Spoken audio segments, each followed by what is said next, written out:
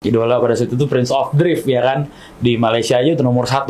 Tahun 2017 gue ketemu sama dia bang. Tapi bukan sebagai idola lagi, tapi sebagai rival. Jadi pas di tengah-tengah itu sempat mau berhenti, jawaban rival cuma satu, ngapain lu berhenti? Lu udah sampai di sini. Caranya adalah bikin dulu diri sendiri settle. Gimana caranya mau bantuin adek, tapi kalau kita nggak settle. Oh, depan kita mah nggak pernah ngomong bangga. Ya, kan? Mirip bapak gue tuh. Iya. Nggak pernah muji. Iya, nggak pernah muji. Iya. Supaya kita nggak gampang puas banget. Iya, bener, itu bener banget sih. Tapi ada satu sebenarnya yang penting banget. Kepercayaan ya itu nomor 1. Berarti memang itu udah diatur semang di atas. Iya, benar. Akhirnya masuk IT, Akhirnya masuk hukum, ya kan? Mm-hmm. Kalau masuk hukum mungkin sekarang lo udah pakai cincin gede-gede. Tolong.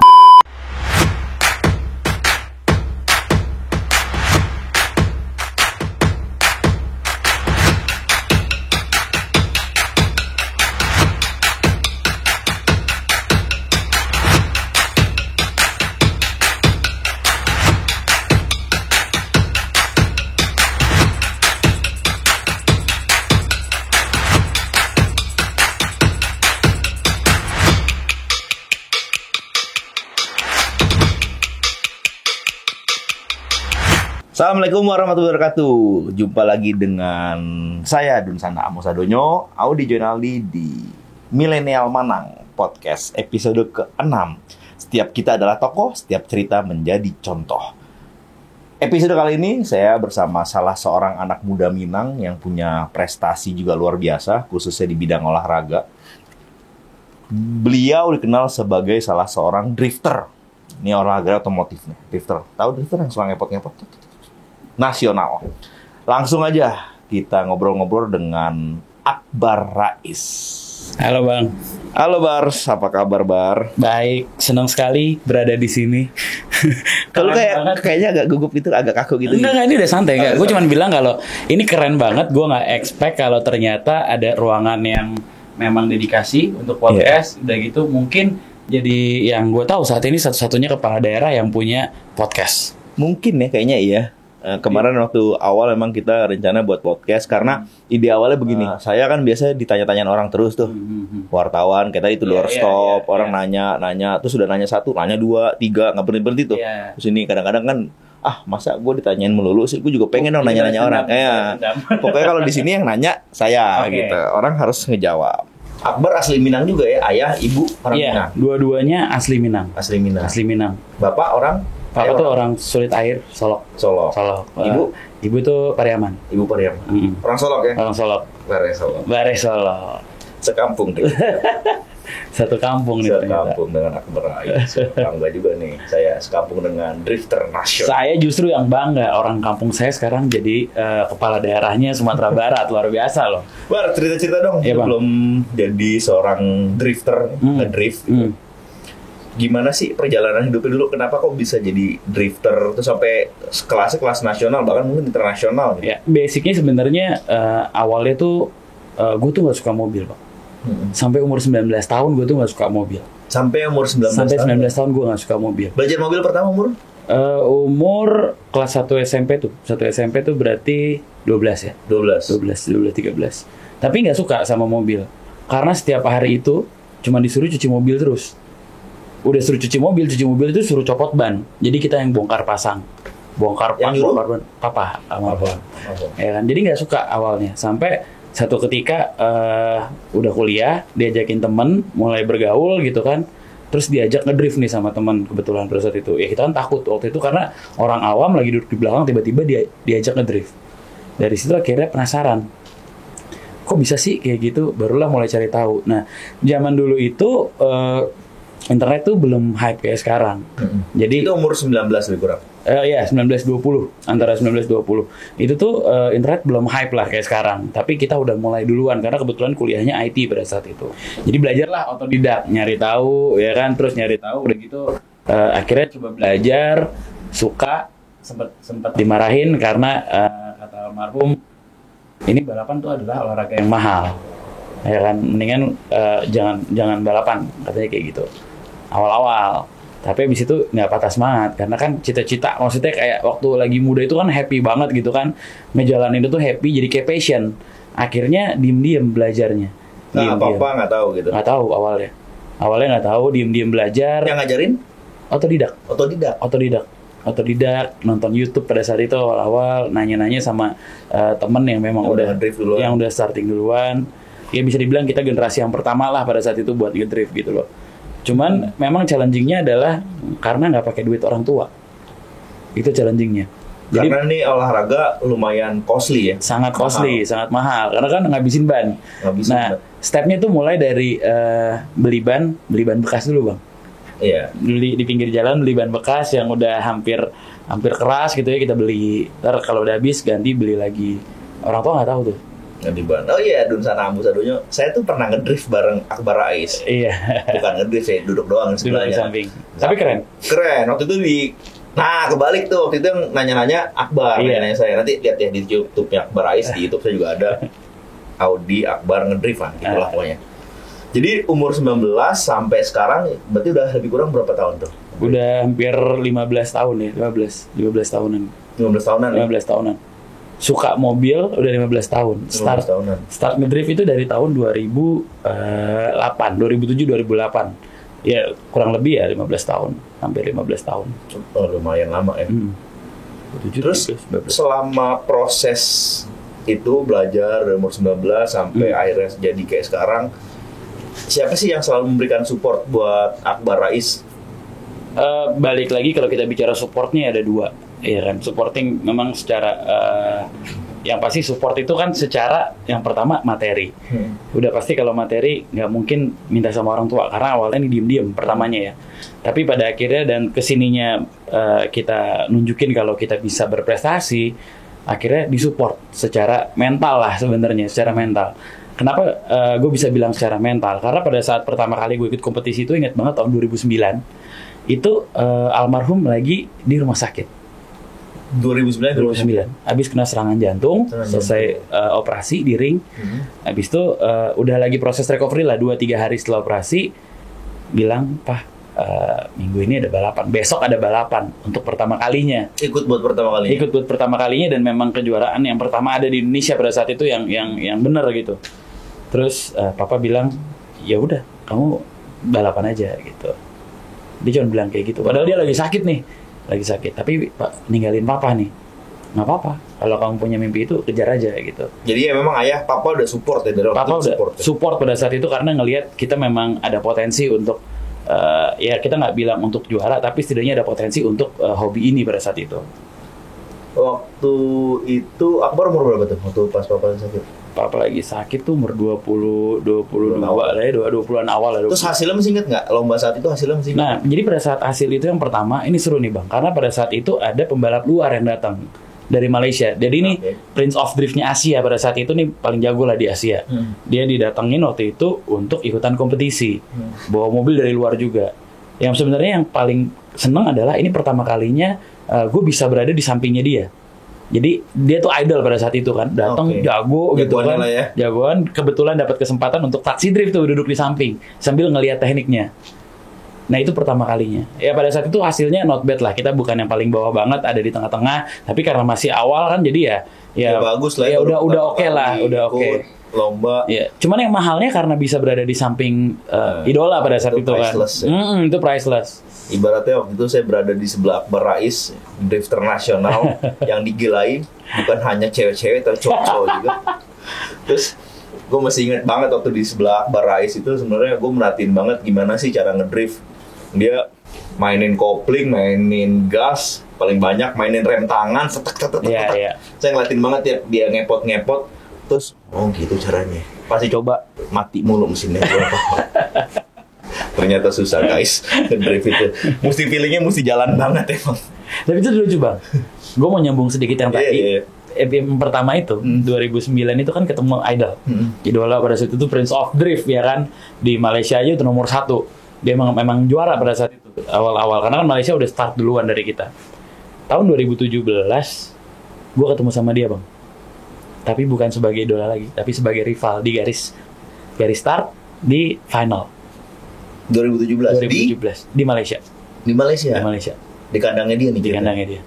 Tapi pada saat itu yang bikin menarik adalah bayangin nggak, ini dulu idola gue, ngerti nggak? Sampai videonya pun sampai sekarang masih ada di video lagi pertama kali taksi drift kan, lagi sama Tengku Jan gitu kan, namanya Tengku Jan.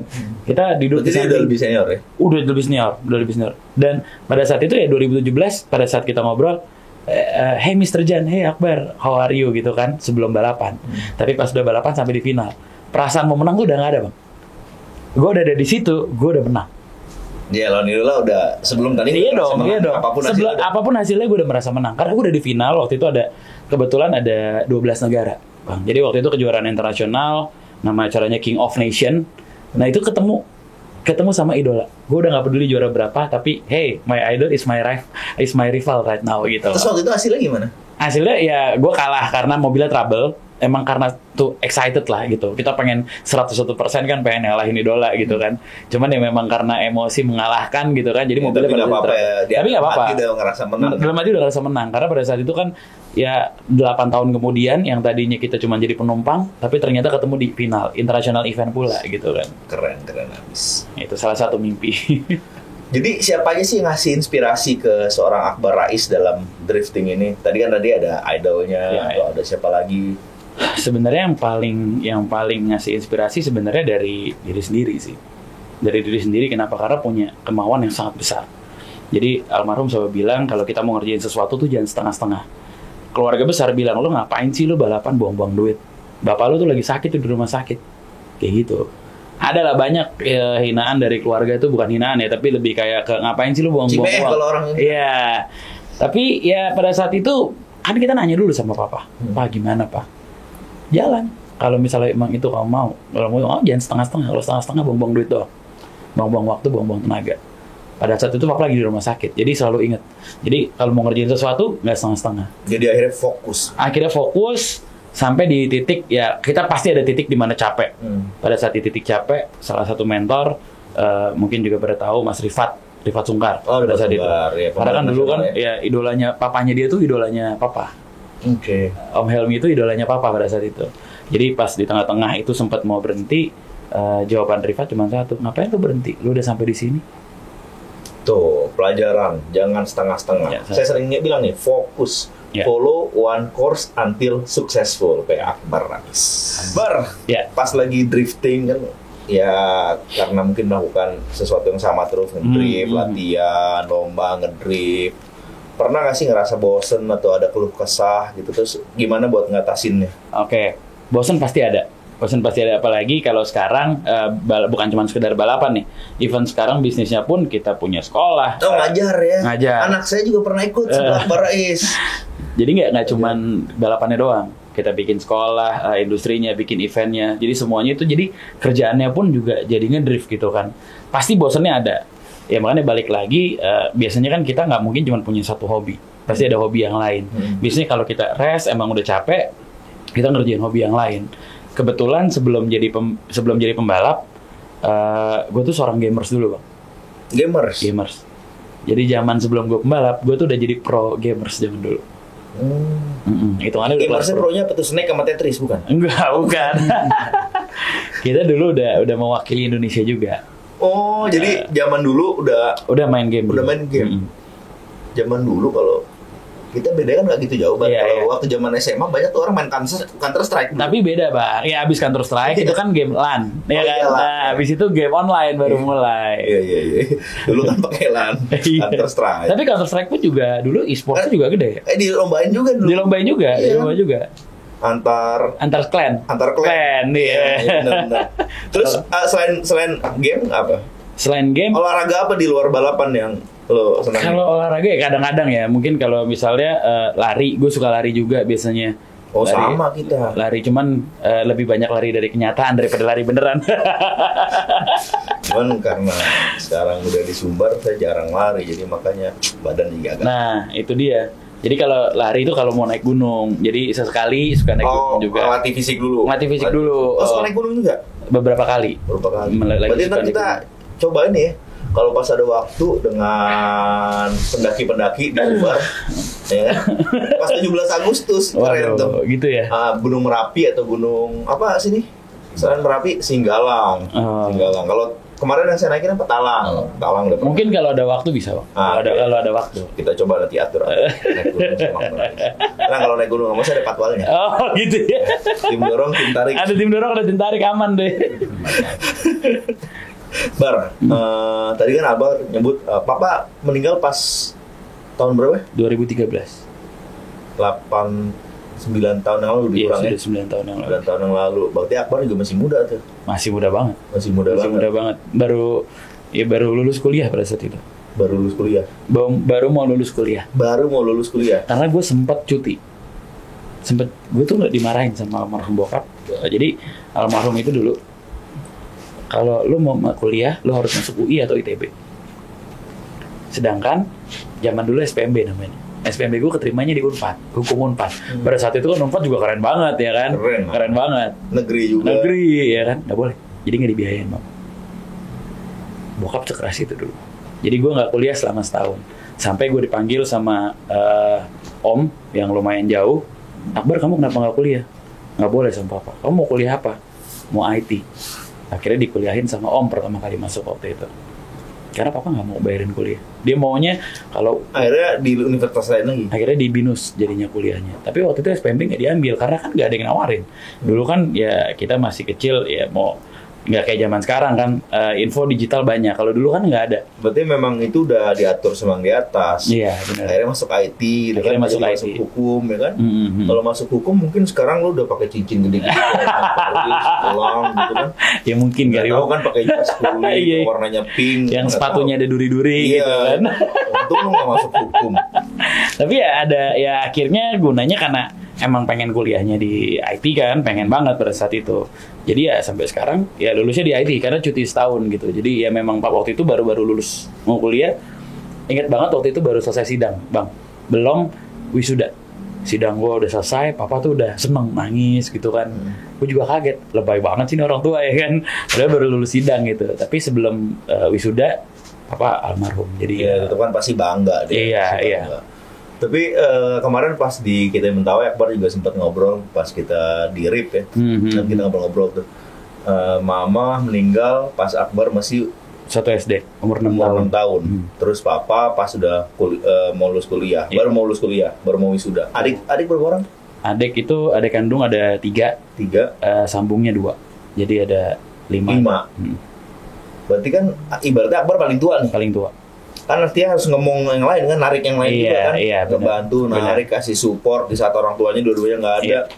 Itu gimana Bar di usia yang muda gitu? Nah itu jadi karena kita dulu itu kita bisa dibilang dulu kita bukan dari keluarga yang nggak ada banget ataupun yang kaya banget, tapi sedang-sedang aja gitu, tapi masih punya mobil buat jalan gitu kasarnya. Pada saat itu kan kita nggak tahu nih kita mesti ngapain. Pasti tinggal tuh bener-bener udah hilang arah. Karena apa? Kita yang pada saat itu yang kita dapetin memang warisan, tapi kan bukan liquid. Jadi pada saat itu liquidnya itu kita utangnya juga lumayan ada. Dan utangnya lumayan banyak juga Bang pada saat itu. Maksudnya utang itu pada saat itu rumah sakit. Karena waktu Papa di rumah sakit itu alatnya semua dipasang. Jadi satu hari itu sekian hampir 100 juta. Mahal banget. Nah gitu utangnya gara-gara itu gitu. Karena waktu itu kita kecil kita berpikir kita masih punya aset kok. Ya udah dokter nggak apa-apa, Papa yang penting selamat aja. Kita bertahan tuh Bang sampai seminggu lebih, sampai akhirnya kepala rumah sakit, kepala suster bilang, Mas yang paling tua, mendingan uangnya nanti disimpan aja, sayang percuma karena ini cuman buying time aja. Buying time doang. Sampai pada akhirnya baru kita aware, oh ya udah baru kita lepaskan. Nah ya nggak gampang gitu ya, jadi yang pertama, anak pertama gitu ya susah banget. Susahnya sih bilang setengah mati gitu. Cuman pada akhirnya ketemu caranya gitu. Caranya adalah bikin dulu diri sendiri settle. Gimana caranya mau bantuin adik, tapi kalau kita nggak settle, itu butuh proses kurang lebih 2 tahun pada saat itu Bang. 2 tahun kita dan nggak gampang tuh ya, masih muda, bapak udah nggak ada, adik-adik masih banyak. Gue bisa ngebayangin sih, maksudnya pasti susah. Susahnya susahnya pakai banget karena ya gimana ya, pada saat itu baru lulus kuliah harus menanggung sekian banyak gitu kan, adik banyak, ya banyak lah pokoknya. Tapi ya balik lagi, jadi pada saat itu kita memutuskan untuk ya udah kita close border, close family aja gitu, adik beradik gitu ya. Ya udah kita coba dari ya udah deh ikut orang kemanapun. Nah pada saat itu tuh Papa meninggal sempat berhenti dulu tuh Bang. berhenti ngedrift pada saat itu. 2 tahun. Nah 2 tahun itu pencarian jati diri, untuk settle diri sendiri, kemanapun tetap ada hobi kan. Jadi ada orang yang mau ngedrift, mau latihan, gue temenin bang. Temenin bawain tasnya gitu kan. Ayo, dari situ tuh. Dari situ mulai. Dari situ sampai akhirnya dapat yang paling penting ya, satu pesan yang paling penting itu dapat kepercayaan orang. Dipercaya sama orang tuh mungkin udah hal yang biasa, tapi dipercaya sama brand itu hal yang luar biasa. Jadi pada saat itu di umur segitu dapat kesempatan untuk jadi event organizer pada saat itu. Dipercaya sama brand dan ya alhamdulillah mulainya dari situ bang. Tuh Dunsa Nambo, dengerin kata Bang Akbar Rais. Beliau sekarang wah terkenal nih, followersnya banyak, di endorse sama perusahaan-perusahaan otomotif ternama di Indonesia, dunia juga bahkan. Ada jalannya dari hidupnya susah. Makanya tuh saya selalu bilang jadi itu anak muda yang giver, bisa memberi, jangan kerjanya minta-minta melulu. Usaha keras, kerja keras pasti bisa membuahkan hasil. Selama ngedrift ini, selama ngedrift yang paling berkesan apa? Menang juara 1 atau apa gitu? Enggak, yang paling berkesan adalah piala pertama yang pada akhirnya almarhum papa waktu itu masih ada pak. Oh, sempat dapat piala pas papa masih ada. Masih ada. Jadi papa itu dulu kan sempat rally juga, punya 1 piala. Jadi kebanggaannya dia lah. Waktu itu rally Sumatera. Rally Sumatera waktu itu. Rally Sumatera. Nah, waktu itu pulang dari Malaysia. Jadi sebenarnya balapan di Malaysia kecelakaan lah intinya. Kecelakaan itu harusnya bukan gue yang balapan, tapi ada 1 orang yang balapan yang gue urusin. Tapi karena ada 1 hal nggak jadi jalan. Padahal kita udah spend uang yang bayar DP, bayar beli tiket dan lain-lain udah terlanjur lah. Jadi mau nggak mau daripada kita uangnya hilang, mendingan gue cari duit gimana caranya supaya gue yang ikutan deh di sana. Pada saat kita balapan dapat piala nih. Ketika pulang, yang dicari bukan gue dulu. Mana pialanya? Ini baru papa bangga sama kamu. Seumur hidup bang, seumur hidup nggak pernah ngomong bangga, cuman baru kali itu doang. Ini baru piala, baru papa bangga sama kamu. 1 bulan sebelum papa meninggal. Wah itu jadi itu yang paling berkesan. Ibaratnya final word-nya lah ya. Iya. Yang akhirnya bisa keinget terus ya. Pasti keinget terus. Karena pada saat itu ya dia sering yang namanya orang tua kan, nonton anak gua nih lagi gini pas segala macam, cuman nggak pernah di depan kita. Kalau depan kita mah nggak pernah ngomong bangga. Ya, mirip bapak gua tuh. Iya. Nggak pernah muji. Iya nggak pernah muji. Iya. Supaya kita nggak gampang puas banget. Iya bener, itu bener banget sih. Apa mungkin tipikal orang Minang kali? Nah kayaknya gitu. Tipikal orang Minang. Tapi dia cerita ke orang-orang. Tapi dia ya biasa orang Minang kan gitu kan. Anak gua gini nih. Ya, gitu. Tapi depannya nggak muji. Bener tuh bener. Bar kan Akbar nih kan berdarah Minang. Mirip lah sama saya lah ya. Ibu bapak asli dari Minang. Bahkan mama makamnya di Padang ya. Mama di Padang. Karena mama berwasiat penitipan amanah kalau meninggal dimakamkan di Padang. Yeah. Jadi makanya Akbar masih sering bolak-balik. Yeah. Tuh kalau mau ketemu Akbar dia masih sering bolak-balik. Tapi pada nggak tahu kan. Tapi yang lucu kenapa Papa minta dimakamkan di Padang supaya nanti anak-anak saya akan tetap terus ke Padang. Jadi tahu ya. Jadi tahu. Adik-adik juga kadang-kadang ikut. Oh sering. Kita sering trip keluarga. Jadi memang itu. Jadi satu hal yang paling keren nih kenapa bisa darah Minangnya itu melekat banget karena bayangin aja almarhum mama sebelum meninggal alasannya seperti itu. Kenapa saya mau dimakamin di Padang supaya anak-anak saya tahu saya berasal dari mana dan dia akan balik lagi ke kampungnya. Luar biasa tuh. Ini karena itu ya mama. Karena itu. Sini. Ini kan Akbar darah Minang nih. Ada nggak ingin ngebantu juga? Nih sekarang pernah ada waktu kita buat YouTube. Terus beberapa waktu kemudian ada juga yang dia lagi ngedrift di Pantai Padang di stopin polisi. Memang bukan tempatnya. Iya betul. Bukan tempatnya kan mengganggu kepentingan umum. Benar. Terus dia nge-tag saya. Gitu. Terus habis yang ngedrift sama Akbar juga dia mention ke saya gitu. Bilang, "Bang, ajak dong Bang Akbar Rais ke sini temuin kita, bantu kita juga buat ngebantu ngembangin olahraga ini di Sumatera Barat gitu kan, support." Kira-kira kalau diajakin gitu mau nggak, Bang? Oh, mau banget. Justru sebenarnya kalau ada kesempatan pasti akan kita lakukan. Karena kan ya balik lagi satu, ya kita bukan cuma sekedar profesional drifter ataupun pembalap nasional gitu ya. Tapi kan kita juga mau mengembangkan industrinya. Iya kan? Karena apa? Selama ini kan banyak pembalap-pembalap liar itu dipandang sebelah mata. Orang ngelihatnya lu nggak punya kerjaan, orang banyak duit, buang-buang duit. Tapi kan sebenarnya gaya-gayaan gitu. Tapi kan at the end of the day, Akbar Rais juga berasal dari jalanan, Bang. Kita start dari jalanan. Karena apa? Karena kurangnya edukasi. Yang pertama karena kurangnya edukasi. Yang kedua karena kurangnya suportif dari pemerintah gitu. Karena kita mau latihan di mana?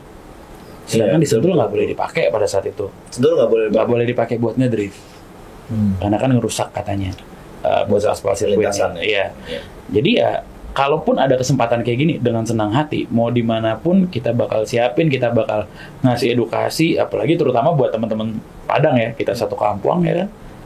Berarti nanti mungkin kalau ada waktu Akbar ada ke lapangan gitu kan, habis acara besarnya. Iya. Akbar mau ada acara besar. Datang lagi ke Padang, nanti kita kumpulin lah ya komunitas drifter Sumatera Barat untuk ya kita ngopi bareng gitu, ngobrol-ngobrol apa kira-kira yang mereka butuhkan. Ya kebetulan karena kita di pemerintahan, kira-kira apa yang bisa support dari pemerintah. Benar. Bar. Yes. Nih terakhir nih, sebagai orang Minang yang udah sukses di rantau ya, pesan apa yang Akbar ingin sampaikan kepada anak-anak muda Minang dan juga anak-anak muda seluruh Indonesia? Ini penting banget, apalagi kita orang Minang ya. Orang Minang ini di luar ini terkenal kan pekerja keras ya Bang ya. Tapi ada satu sebenarnya yang penting banget. Kepercayaan ya itu nomor satu. Once kita dapat kepercayaan, jangan pernah disia-siain. Karena kepercayaan tuh kayak kertas Bang.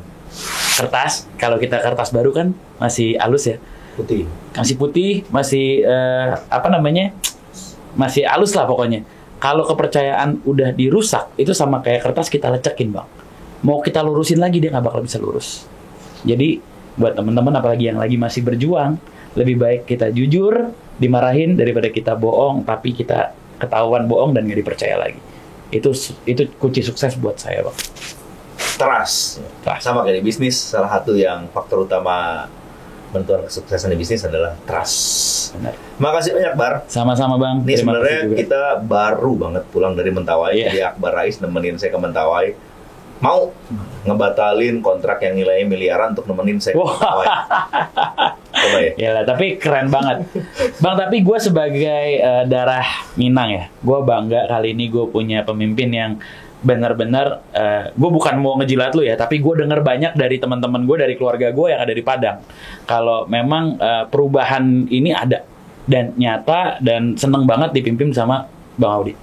Makasih Bar. Kita juga butuh saran masukan ke depannya. Pasti. Apa yang mesti dilakukan untuk Sumatera Barat, apa yang bisa kita kerjasama kan tentunya. Sekali lagi. Pasti dong. Sama-sama. Akbar Rais.